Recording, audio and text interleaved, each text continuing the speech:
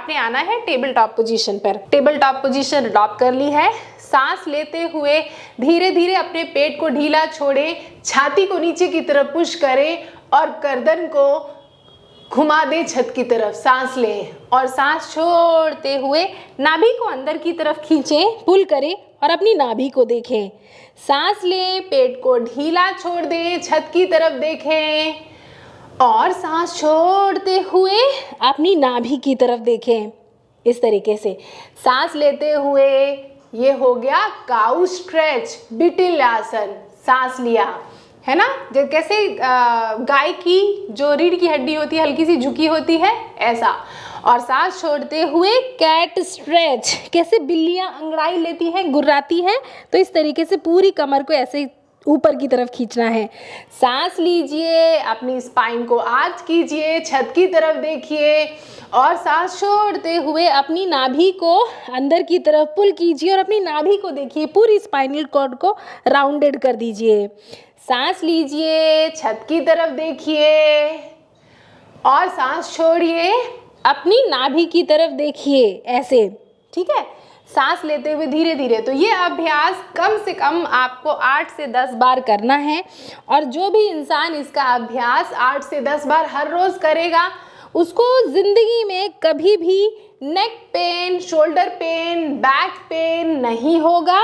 इसके अलावा इसका अभ्यास करने से आपकी पूरी की पूरी पेट की मांसपेशियां जो है उन पर बहुत अच्छा इफेक्ट आ रहा है। पेट की मसल्स तो मजबूत होंगी, इसके अलावा सारे आंतरिक अंगों को बहुत गहरा मसाज मिलेगा।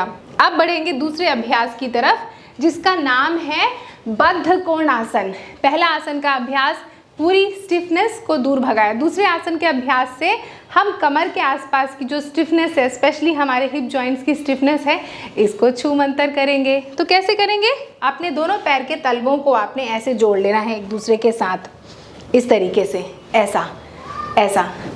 सामने से देखिए, ऐसा, इस तरीके से पैर के तलवों को एक दूसरे के साथ जोड़ें और इसको बॉडी के और करीब ऐसे लेके आए। अब देखिए यहाँ पर घुटनों के नीचे कितना गैप दिख रहा है ना, तो अपने हाथ को बॉडी के पीछे लेके जाइए और थोड़ा सा अपनी रीढ़ की हड्डी को ऐसे ऊपर की तरफ खींचिए सो दैट कि आपके घुटने और हल्का सा नीचे की तरफ आ जाएं।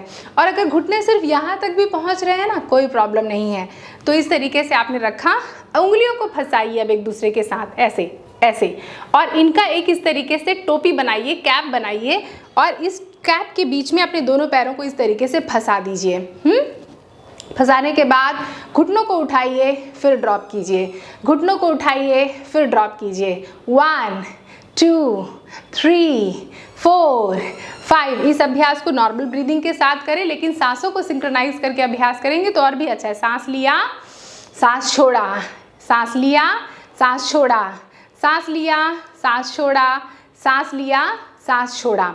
और बहुत सी बार आपने देखा होगा कि लोग ऐसे इस तरीके से प्रैक्टिस करते हैं, ऐसा। तो नॉर्मल ब्रीदिंग के साथ ये प्रैक्टिस भी इस तरीके से की जा सकती है।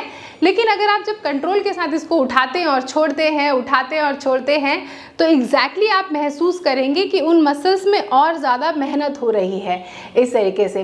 तो इसका अभ्यास कितनी बार करना है? इसका अभ्यास कम से कम 30 बार या 1 मिनट कर ले। 1 मिनट तक के लिए ये अभ्यास कर लेंगे तो बहुत ही ज़्यादा फ़ायदेमंद रहेगा। फिर उसके बाद जब आप ये अभ्यास कर लें तो दोनों हाथों को इस तरीके से अपने घुटने के ऊपर रखें and then slowly push it down, ऐसा, इस तरीके से धीरे धीरे पुश करें, पुश करें, पुश करें, पुश करें और होल्ड करके रखें। 10 9 8 7 6 5 4 3 2 1 और दोनों घुटनों को एक दूसरे के साथ जोड़ें और फिर हग कर लें सो दैट पैरों के आसपास कोई टेंशन है तो उसको आपने छू मंतर कर दी।